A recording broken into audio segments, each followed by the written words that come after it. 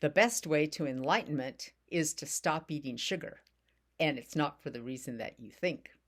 Well, actually, it is. It is for the reason that you think, because stopping eating sugar, you'll get a whole lot healthier. You'll lose weight, you'll have more energy, you'll just feel better.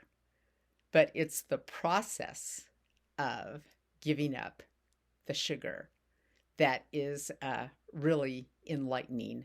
Enlightening enough for enlightenment. Sugar's a better example than like opioids or anything like that, because sugar is a way cleaner. It's a much cleaner addiction. So what happens when you try to give up sugar? And I'm assuming you're a person who, like everybody in the modern world, has eaten sugar since you were young.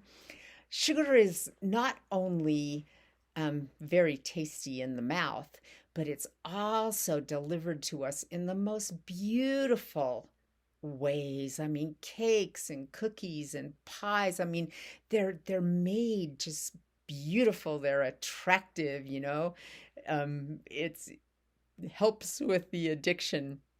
But what happens when you eat sugar is your body chemistry actually changes so that you then need more and more sugar. And if you read any of the studies about sugar, you'll know this is true. It has to do with insulin, blood sugar levels, and things like that.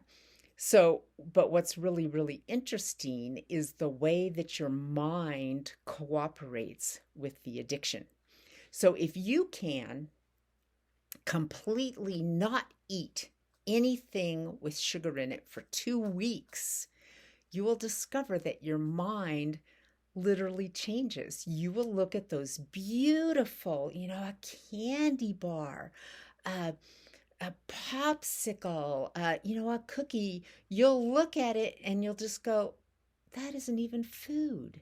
You won't even have that desire to put it in your mouth. I mean, yeah, you can go into the bakery and there's all the beautiful, they paint them up really beautiful, and there's nothing more gorgeous than a, spread of cupcakes.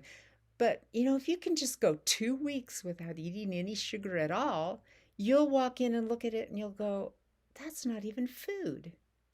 You won't even have the desire to put it in your mouth. Then something will happen, and for some reason, you will eat some sugar. Then walk in there and look at the cookies, and all of a sudden, it's the most delicious, and you deserve to have it, right? For some reason, it's a treat. And you'll find out that if for some reason, you do something really good and you give yourself a treat, it's never enough. By the end of the day, you're going to need another treat. The next day, you're going to need 3 treats.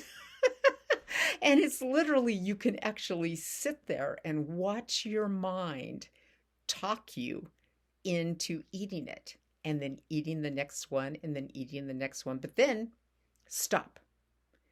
Don't eat any sugar for 2 weeks, and it'll just be gone. All those thoughts about how you deserve the treat. It's like, what'd you really do? And is it even really a treat? So you can use it to just really see how your mind is like a physical thing inside of your body. You think that all these words and everything is like, I don't know, like, where do you actually think they come from? They just kind of come and they kind of go. You kind of think that's me thinking those thoughts, but so many times it's not. So play around with it. 2 weeks without any sugar, and it takes a bit to get through those 2 weeks. I will acknowledge that. And then watch how your mind changes. Then eat some sugar. You'll do it anyway, right? Probably takes years to get over. Took me years to get over eating sugar. So eat some, and all of a sudden, your thoughts totally talking you into eating the next sugar, because your mind is like trying to help your body figure out what it needs. As far as your body knows, it's like, oh, my blood sugar's all weird. I need that, So pay attention to that, and you will really, really start to see that you are not your mind.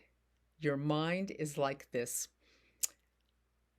thing that just kind of goes by itself, does its own deal, and that actually you can control it because you can just, do I want to eat that cookie? It's like, yes, I do, but I'm not going to.